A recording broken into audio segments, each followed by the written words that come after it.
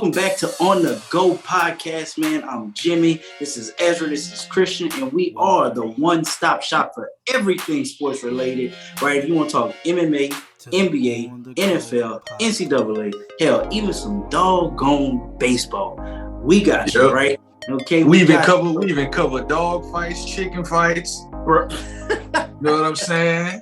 You got some if you got pickleball, you got some pit bulls you want to fight or something. Exactly. Might not be able to do a live stream of it, but we can definitely cover it for you on the back end. We could cover it. So look, if it's your first time joining us, welcome to our TED Talk. We're about to get into some doggone sports. Remember to like and subscribe to the YouTube channel and share, because it will continue to push us out there. And also check out our podcast on Apple Podcasts and Spotify. So guys, let's go ahead and get into this. The draft is this week. Okay, it's a really big deal. Probably the number one overall player isn't even participating in the draft. Defensive player out of Georgia. Combine. Yeah, the combine. So who's your sleeper? And Ezra, I want to go to you because you always got some player that we ain't never heard of before that went to Southwestern Tech. So who is your sleeper that's in the draft? Let me make sure he's actually going to the combine first, because he's such a sleeper for me. I got to go into the combine. So let me look first. While E get that together, Chris, is there anybody you're looking for in particular, or is there anybody that you're hoping the Saints pick up in this draft? I can't really say it's anybody in really the combine. Certain particular person. I would just like to see those young men get that chance, bro. You know, the dream that they worked hard for, you know, what the dream they've longed for, they right there at the door, bro. They right there at the front steps, you know what I'm saying? So I can't really say it's one particular person I'm really looking for, but for the most part, I'm just hoping those young men go out there, shine hard, shine bright, and possibly get that chance they've been working hard for. You know, that dream that many dream of, but only few can really achieve, you know. It only come real life for few. So that's what I'm hoping for. It may not be all of those young men out there, but hopefully a good bit of them get that dream, have that dream come to reality, you know. That's my take on it. Love it. E, it looks like you found out that your guy is not going. So I got some guys, you know, that I'm looking forward to. I think the most interesting thing I'm looking forward to at the combine is Bryce Young's weight and height measurements, because I think there are a lot of people in the scouting community that feel like he's not going to weigh more than 190, which would be the time that like a player would go on overall like quarterback and be that small. So that's going to be something to watch. Hopefully he's been, you know, eating like 6 meals a day, trying to get that weight up a little bit. But for me, your original question, sleepers. A sleeper for everybody, A.T. Perry. He's a receiver out of Wake Forest. Big body guy. He's probably going to come in at about 6'4", 6'5", maybe. Really good wide receiver from Wake Forest. Hella underrated. Not going to be the fastest guy out there, but he's a nice big body, possession receiver type guy, big catch radius. He can make all the catches. Was really good at Wake Forest. He'll probably, if I had to guess, he'll probably go round 3 to 5, somewhere around there. But I think he's going to be a really good NFL pro. I'm very interested to see what team takes a chance on him. From the running back side of things, I'm looking at Sean Tucker. I like him. I think he's a good prospect. I know there's a lot of questions about, you know, if he can catch the ball. So I'm very interested to see how he does in those drills. I think if he has a really good showing in the 40, he can rise up draft boards. Same thing with Zach Evans. A lot of people love him. A lot of people hate him. A lot of people love him because of, you know, his athletic ability. He's fast. He's agile.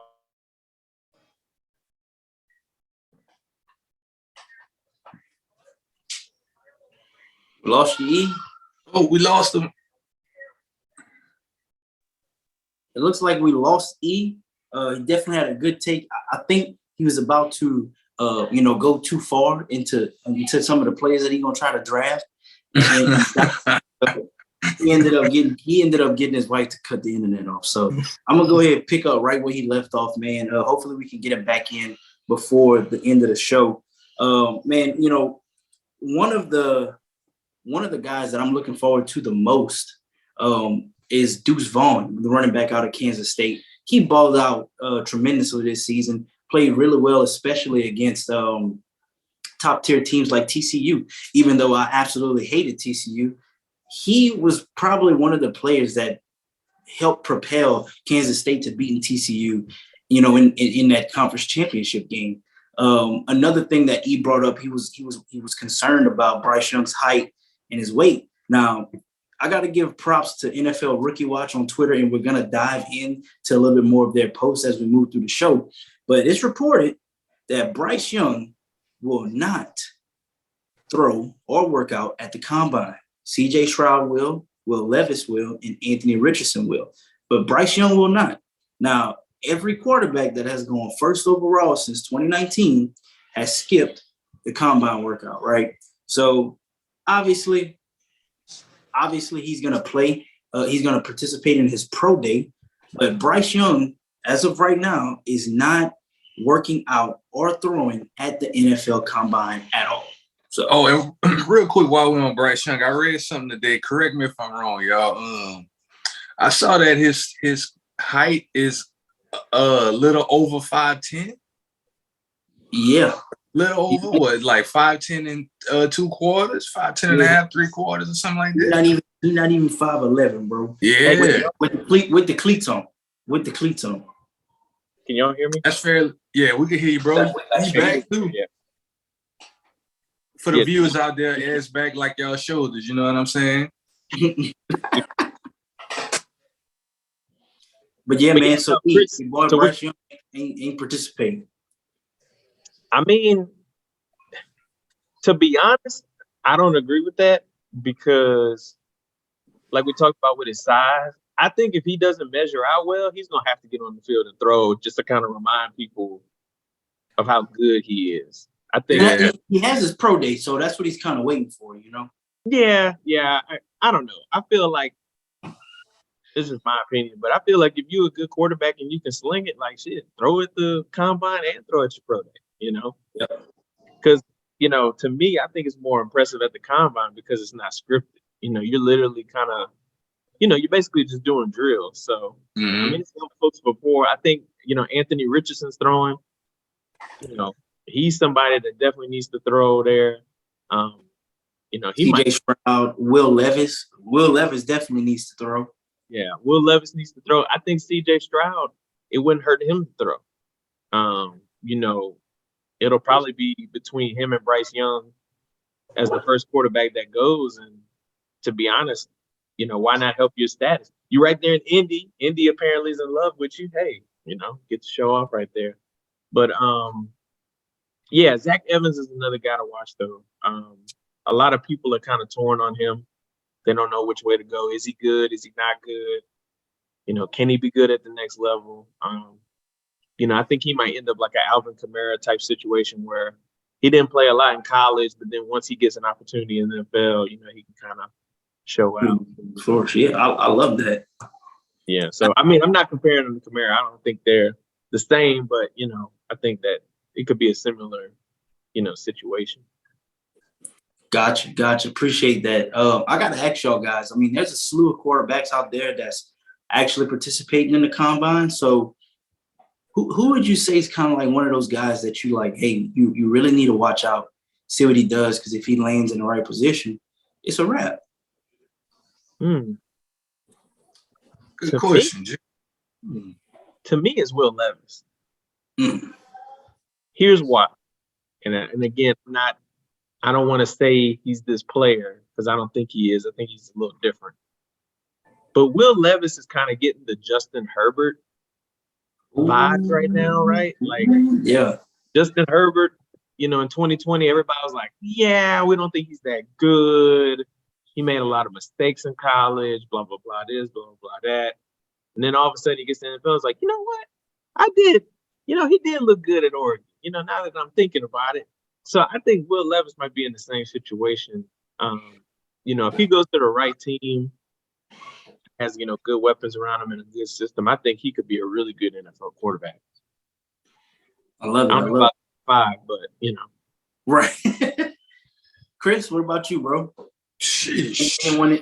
Anyone in particular? If not, it's perfectly fine. Oh, it's a good bit of them, man. You just said it's a slew of them, bro. I know. I hate to put you on the spot like that. Man. I know. Two guys I personally like, and I hope they get drafted.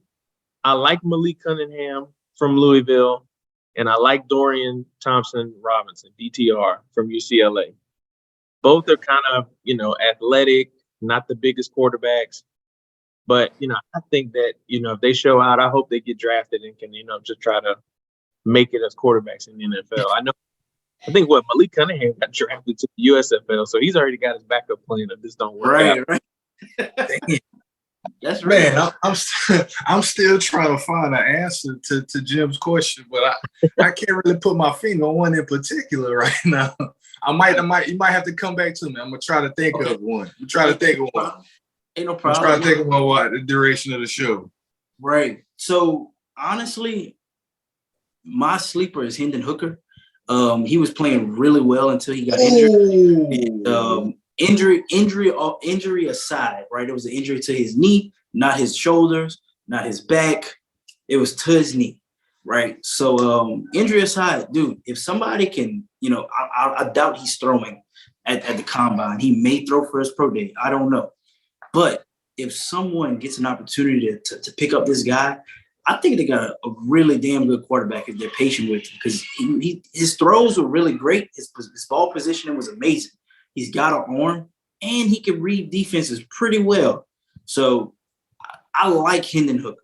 My other sleeper quarterback was supposed to come out, but he isn't. So I might have to hold this one away until next season. But Bo Nix, I got my eyes on you, my boy. Yeah, Bo Nix is a good one too. Yeah, man. So I got a question. So I know some players don't really go to combine, but the pro day, which, in y'all opinion, is more valuable or meaningful in terms of showing your talents or showcasing your skills? Is it combine or pro day? Well, you can take that one. I'll follow up. I think it's the combine, and 2 reasons. Number one, every NFL team's at the combine, right? So you don't have to worry about a team that you might want to go to or think that's a good fit. You don't have to worry about them showing up, because every team, has really their heavy hitters there, right? I mean, the damn, GM, director of scouting, you name it, they're all there. So I think for me, it would be the combine, just because you get that 3 to 4 days to interview, work out, kind of go through the process. But it could hurt you, right? You could do bad at the combine. Whereas I feel like the pro day is beneficial if you had an injury, you can't, participate at the combine, or you messed up at the combine and now you get to redeem yourself, But like some of these guys that, maybe might go to maybe like a 1A school, right? Or like a D2 school, you're going to have your pro day, right? But not every team might be there. You know what I'm saying? So it's one of those things where, depending on where you go to school, your pro day might not be as significant, because, if there are not other people in your class or on your team that are like NFL worthy, teams might not go out there to your pro day. Mm-hmm. So you got to hope that, somebody on Twitter's there recording you and you go viral or something like that. So I think, to me, the combine is more important, especially for these like smaller guys that, they're on the radar to an extent, right? Because they got invited to the combine. But now the teams kind of get a chance to really look at you and get to know you and, really try to figure you out, if you will. I can do it. I gotta agree. Pretty much along for the same reasons, but even more simpler than that, like, first impressions matter. and that's like legit your first job interview with the NFL. And see, that's why I asked that, not to cut you off, Jim, but that's why I asked that to what you just said. First impressions matter. And I asked that because what we were just talking about, like some players don't really go to the combine and stuff. And I was just curious, like, if you're someone who's trying to go to that next level, but you choose not to go to the combine, like, I wonder what does that, like, what kind of rapport does that build? Well, among the, that's an easy answer. That's why I asked that question. Right. So that's an easy answer. To be fair to the GMs and the teams, if you're a player that's like on the fence, as in terms of you don't know if you're going to go in the first round, second round, third round, fourth round, and you decide not to go to the combine after getting invited, well, that just shows me that you have a lack of self-awareness, right? Just from outside, just from outside looking in. So what you think, if I know that, what do you think these people that got millions of dollars is about to pour into you are thinking, right? Mm-hmm. So at that point, yes, if you're a top pick, a top quarterback, a top DN, your name's been in every award and you decide not to go, then you decide not to go. Because at that point, you're a mercenary and it's the highest bidder at that point, right? But if you're on the fence and you decide not to go, I mean, shit, you might as well just not even show up for your pro day now. Yeah. You know? Straight down the middle with reason. Straight up. So one thing I do want to talk about before we exit out of this this topic about the draft, man, let's talk about wide receivers, okay? And I'm only bringing this up because initially when I thought about it, I was like, man, this wide receiver class is not that deep. But in reality, if you start digging and start really looking at these players coming out, there's some talent in here that a lot of people are just letting go under the radar. For instance, Kayshon Boutte did not have the best year this year. Him and Jaden Daniels always seemed like they were off kilter. I don't know if he had things going on with his head coach, but it always just seemed like there was a disconnect there. Do you see Kayshon Boutte panning out in the NFL?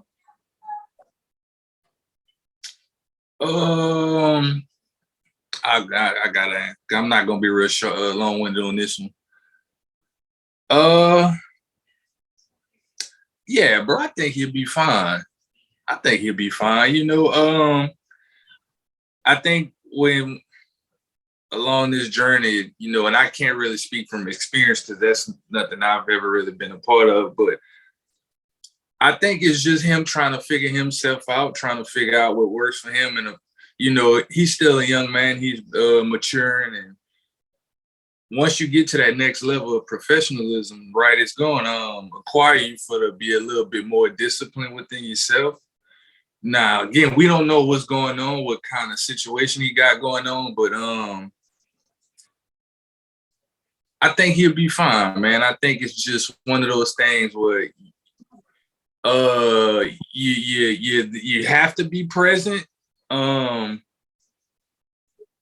but you're still trying to figure out, like, if you're really, like, 100%, like, but for lack of a better word, I think he'll be fine, man. I think that young man has a lot of room of improvement, and I think that the ceiling is the goal for him. I think he's gonna be straight.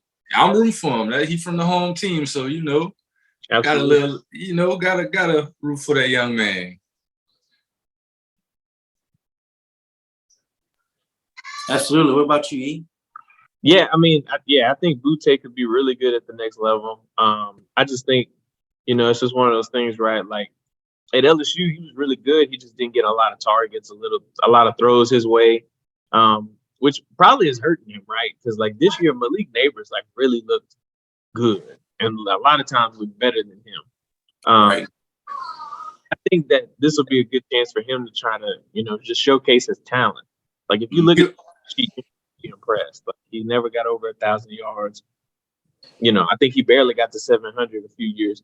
So he led LSU in receiving yards in 2020 and 2021, if I'm not mistaken. He had that year that he won I think he won. Didn't he win like the Biletnikoff or some shit like that 1 year? No, not Boutte. Yeah, Chase. You know what it was? He was first team all SEC as a freshman, is what it was. Something like that. Yeah. But yeah, he's gonna be a guy that just he's gonna have to. He's just gonna have to impress people with the workouts and the eye test. You talked about the receiver class. I think this running backs class is really deep.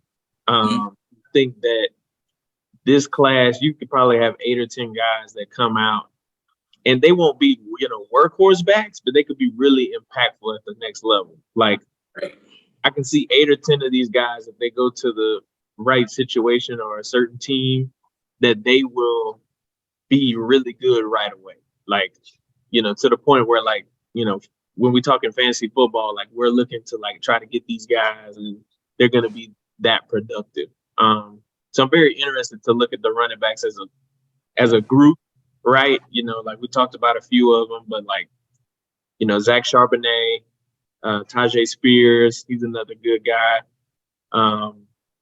Tank Bigsby is another good running back. I mean, hell, you got the kid from UAB, McBride. He's going to be really good. There's a lot of good running backs in this class. We haven't even talked about, Ibrahim and I don't want to butcher his last name, but Israel Abankanda from Pittsburgh. He's another good running back. Like, there's a lot of good running backs in this draft class, and we ain't even talk about some of the best ones, right? Like Jahmyr Gibbs and Bijan Robinson, but this running back class is really good. Really, really deep, really deep. That was a great segment. And I know I said that was going to be the last segment, but I will be remiss if I don't bring this up. Seattle is reportedly going to be in the market for drafting a quarterback. And we kind of talked about it in our group chat, how, if they were able to get Hendon Hooker, which I hope they don't, I would like for Hendon Hooker to come to Carolina. But it's, every draft board has Richardson going to Carolina, and it's reported Richardson won't make it out of the top 10. So we sitting there with the 9th pick in the draft, so we shall see. But what do you think about Seattle? You think Seattle's going to have an opportunity to pick up a quarterback they can mold? And by the way, the contract talks with Geno are going on great, and I'm pretty sure he's probably going to get a 3-year contract, probably worth somewhere between 25, 27 million a year. So kudos to him. So yeah, what you think, E? So I think for me, like, I'm just, and this is just me in general, right? Like, if I was NFL GM, right, I'm going to take the best player available, right? Like, I'm going to take the guy that I think is the best player and just figure it out. Like, obviously, if you have a need and that player on the board matches that need, then it works out. Like, Seattle did really good drafting last year. Like, they got a lot of really good players with last year's draft class. And I don't think it'll hurt them to take a quarterback, because they did so well with last year's draft class that they, as some people say, they can afford to miss or take some chances on some guys. You got that Broncos pick, which is a top 5 pick.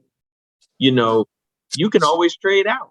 You can always trade down, get some more picks, and, just continue to add to all the draft picks that you have. But if I'm Seattle and this, if your guy is there at quarterback, I don't see why you wouldn't take him. Geno Smith had a great year. He looked great, but that's a very small sample size, and he's 32, right? So what happens next year if Geno gets hurt or Geno doesn't look the same like he did the year before? Who's your backup? Drew Lock? You already know what that's about. like Pete Carroll's been in this position before, right? He signed Matt Flynn in the offseason. Matt Flynn was going to be his starting quarterback, taking over from Matt Hasselbeck. They went ahead and drafted a quarterback in the 3rd round that year. That guy ended up being Russell Wilson, outperformed him in camp, and you ended up with a franchise quarterback. So, I'm sure they're going to be looking at quarterback prospects in this draft. Will they take one in the 1st round? we'll see, right? But I definitely think that they will be looking at that position because, you know, you have so many draft picks. You can afford to use one on a player that's probably not going to play right away because you got so many other draft picks. And it's not like they have a ton of needs, right? Like they could use probably a backup running back or They could another definitely use a linebacker. backup running back. Yeah, or like a, you know, defensive line. They can definitely get some guys there. But, you know, Seattle, for the most part, I mean, they don't really have that many holes on Hey, their roster. look, if I'm Seattle, they got a high pick in the first round, right? If I'm Seattle, I'm trading back maybe 5 spots, right? I'm going to pass on a quarterback in the first round. I'm going to take one of these top wide receivers to pair with DK because what's his name? Lockett's getting old, right? At some point, Lockett's going to get phased out, you know? So I got that Denver pick. I'm going to trade back a bit, get a high pick in the first round still. Then I can still come up in the second round and take a Hendon Hooker or whoever might be left that I could use as a project quarterback and give them that time to learn and grow and still have some really good draft capital that we're picking out. I really think Seattle's in a good position. Historically, they've drafted pretty well. Same thing with the doggone 49ers. The 49ers have always drafted well recent. So I'm excited for the draft, man. I really am. Yeah, and it all depends on the team's draft board, right? You know, every team's board looks different, and there's some guys that they think, like, for example, right, like there might be a guy that everybody has as like a third or second round pick, and they might have that person graded as a first round pick, you know? So the draft board is a very big piece of all of this, right? Like I remember when the Saints, you know, that 2017 class with Kamara, Lattimore, Marcus Williams, all those guys, you know, they drafted Marcus Williams in the second round, and Sean Payton said, we had a first round grade on it. We feel like we got 3 first round picks out of this class with Lattimore, Ramczyk, and Marcus Williams because we had him rated as a top 15 prospect. You know, like that's the kind of things, you know, right, that teams look at when they're making their draft boards, and they end up being right. You know, there's some guys that might be consensus first, second round picks, and some teams are like, nah, I'm good on that guy. You know, I'd rather have this guy. So it's going to be interesting to watch. Absolutely, man. Great NFL segment / college segment. That was amazing. I kind of want to get into our last topic of the day, and I would be remiss if I wouldn't bring this up. But, man, it seems like your boy LeBron James, my boy LeBron James, is he might be out a couple weeks. They said they're going to reevaluate him in 2 weeks. But I don't know, man. The Lakers cannot lose. They're not in a position to lose a bunch of games. And, you know, me personally, I had them, you know, going on this 17 and 4 or 6 run, something like that. And with LeBron being out, I don't know anymore. You know, I don't want to say they get a pass if they, for some reason, don't make the play-in or something without LeBron being there. But that's a really big hole to fill. Whether you're a LeBron fan or not, you got to admit, replacing his production is going to be a tall task for the Lakers. And it puts a load on Anthony Davis to step up. So I'm really excited to see how AD responds, but I'm also praying to God that LeBron can return. So, guys, how do y'all see this? How do y'all see this playing out for the Lakers? Because, you know, do they still make the playoffs? I know they were trying to get that 6th seed, but what y'all think is going to happen with?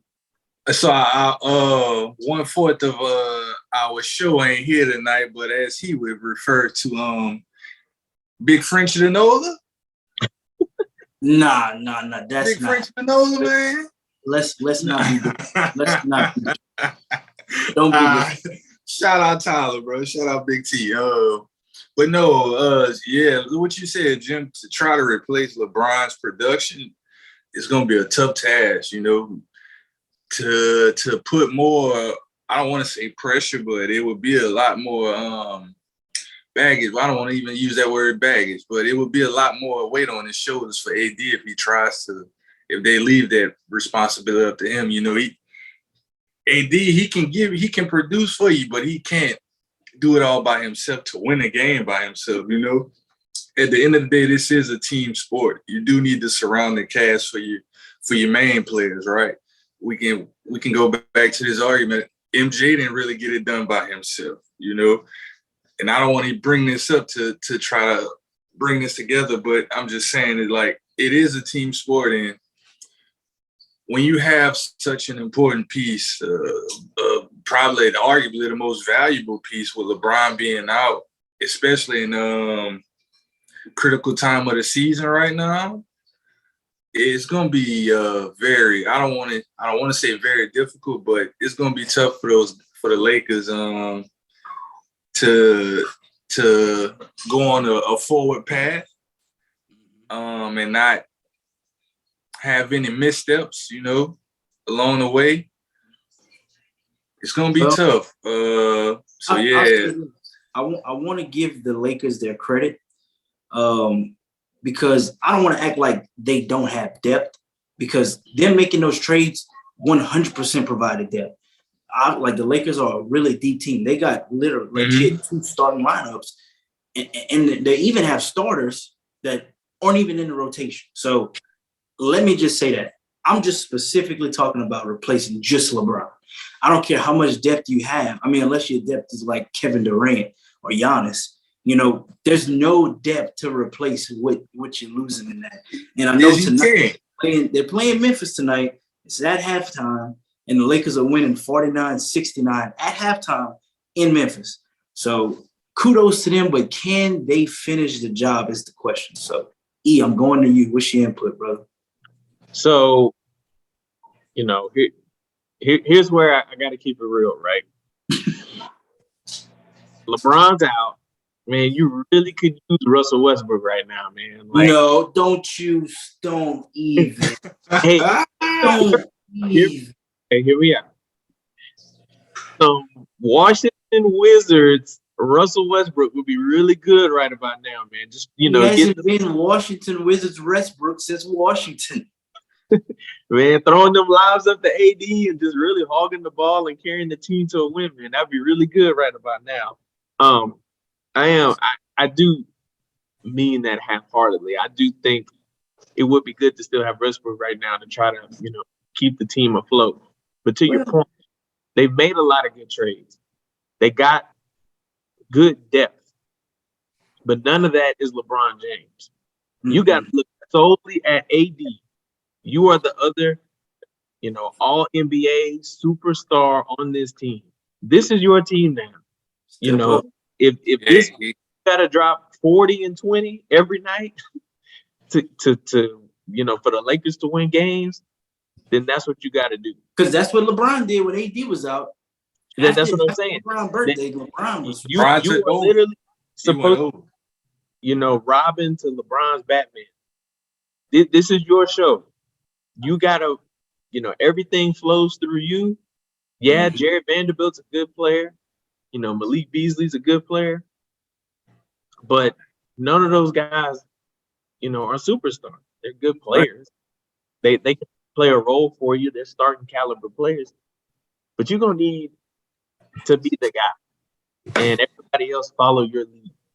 Because let's be real. If Dennis Schroeder's dropping 30 a game, the Lakers ain't gonna be in the playoff picture. I mean, look, Schroeder dropped 30 points. AD averaging anywhere from 27, 33 points a game with that production. No, my point is, if Schroeder is getting 30 a game and he's the leading scorer, you're not. Oh, yeah. No, we ain't doing that. If Schroeder's got 30 and Beasley's got 25 and AD's got, you know, 30. 15s, you know. Right. Yeah. But I just think everybody's going to have to do their part and chip in. You know, everybody's going to have to happen. It's going to have to be a collective effort at the end of the day, you know? Absolutely. You can't, when you have like AD right now, like, even then, let's be realistic, like, AD can only do so much, you know? He's very fragile, you know what I'm saying? That's the thing, right? Like, his health is the biggest question. But when AD's healthy, he's arguably a top 10 player.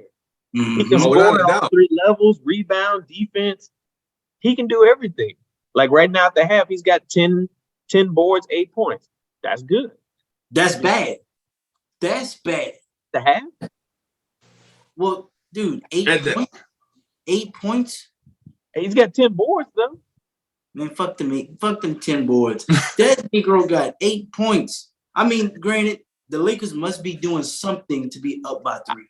Well, here's what it is. Austin Reeves has got 15. So there you go. Okay. So all right. So other people are picking up the slack. All right, cool. So Austin Reeves has 15 and Lonnie Walker has 10 at the half. Now if they lose, cool with that. I'm cool with that. But I know damn well AD better finish with more than 23 points, 25 points if we want to win this game. I agree, but I call him Triple J, Jaren Jackson Jr. He's a good defender, so I don't know. But think about that. I got Jaren Jackson Jr. I got Anthony Davis. Oh, but it's AD all day. Yeah. AD need to act like Himothy, bro. That's all he need to do. I agree. But I know it's a mindset. It is. It is weird. That FedEx Forum is different, man. Man, look. I'm gonna say this. Hopefully, the Lakers can muster up some wins with LeBron off the court, because that's one thing we always put the onus on LeBron to step up when somebody goes out, but we just expect the team to plummet when he goes out. So, they're like 1.5 games back of the Pelicans for a play-in spot right now, and they're only 2 games behind the Mavericks for the 6th seed. Right. So, they definitely have a shot, right? Like, to answer the original question, they definitely have a shot, but are the Lakers without LeBron better than the Trailblazers and Damian Lillard? Probably not. Bro, with the LeBron, the Lakers are not better than 71-point Lillard. Like, I don't know what it is about the Trailblazers, but every time they play the Lakers, they can't miss. Everybody shoot threes. Blazers low-key a good team. Like, bro, they be shooting too many threes. Like, I don't even get mad at the Lakers. Like, well, shit. I mean, when in their face, they just hitting shots. Damn, my nigga just missed one. Shit, just missed one. Right. I don't even get mad at the Lakers when we play the Trailblazers, bro, because I already know they be on that bullshit. Like, we need to drug test the whole team after that, before that game. Because ain't no way in hell y'all hitting that many threes against the Lakers, but everybody else, y'all just a regular NBA team. So, well, look, that's going to bring us to the end of the show. Guys, remember, every like and subscribe gets us closer to another like and subscribe. So, like and subscribe. Yep, and tell a friend. This is Krystian. We are On The Go podcast. We will catch you in the next one. We are out. Peace. Peace, you hoodlums.